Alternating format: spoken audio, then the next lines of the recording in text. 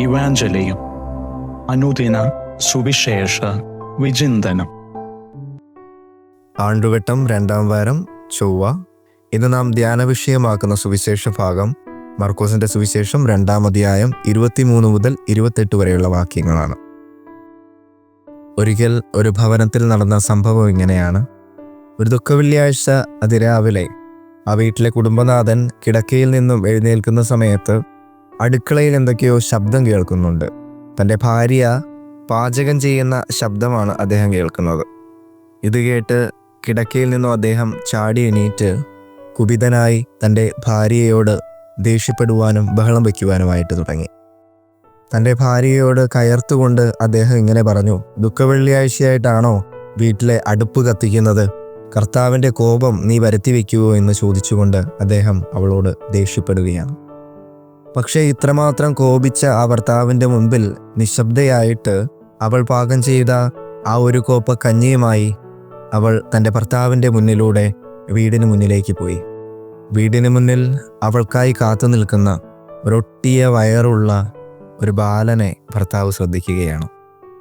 തൻ്റെ ഭാര്യ ഒരു പുഞ്ചിരിയോടുകൂടെ ആ മകന്, ആ നാടോടി പയ്യന് ആ ഒരു കോപ്പ് കഞ്ഞി കൊടുത്തിട്ട് നീ ഇതിവിടെ ഇരുന്ന് കുടിച്ചുകൊള്ളുക എന്ന് പറഞ്ഞു. ഇത് കണ്ട ആ ഭർത്താവിന് പിന്നീട് അതിനോട് വലിയ അഭിപ്രായമൊന്നുമില്ലായിരുന്നു. അദ്ദേഹം നിശബ്ദത പാലിച്ചു. പ്രിയപ്പെട്ടവരെ, ഉപവാസവും പ്രായശ്ചിത്തവും ഒക്കെ മനുഷ്യന് വേണ്ടിയുള്ളതാണ്, മനുഷ്യൻ അവയ്ക്ക് വേണ്ടിയുള്ളതല്ല. ഇന്നത്തെ സുവിശേഷത്തിൽ ക്രിസ്തുനാഥനും ഇത് തന്നെയാണ് നമ്മോട് പറഞ്ഞു വയ്ക്കുന്നത്.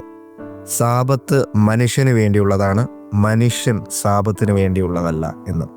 ആചാരാനുഷ്ഠാനങ്ങളെക്കാൾ, നിയമത്തെക്കാൾ ഉപരിയായി മനുഷ്യത്വത്തിനും കരുണയ്ക്കും പ്രാധാന്യം കൊടുക്കുന്ന ഈശോനാഥനെയാണ് ഇവിടെ നാം കാണുന്നത്. ഇങ്ങനെയുള്ള ഒരു മനസ്സ് ക്രിസ്തുനാഥൻ ഉള്ളതുകൊണ്ടായിരിക്കാം യോഹന്നാന്റെ സുവിശേഷം 8-ാം അധ്യായം 11-ാം വാക്യത്തിൽ നിയമവും ആചാരവും മരണത്തിന് വിധിച്ച ആ പാപിനിയായ സ്ത്രീക്ക് ക്രിസ്തു പുതുജീവൻ നൽകിയത്. ഇങ്ങനെയുള്ളൊരു ഹൃദയം ക്രിസ്തുവിനുണ്ടായിരുന്നത് കൊണ്ടാകാം നിയമം സ്പർശിക്കരുതെന്ന് പറഞ്ഞ ആ കുഷ്ഠരോഗിയെ മർക്കോസിന്റെ സുവിശേഷം 1-ാം അധ്യായം 40 മുതൽ 45 വരെയുള്ള വാക്യങ്ങളിൽ അവൻ തൊട്ടു സുഖപ്പെടുത്തിയത്.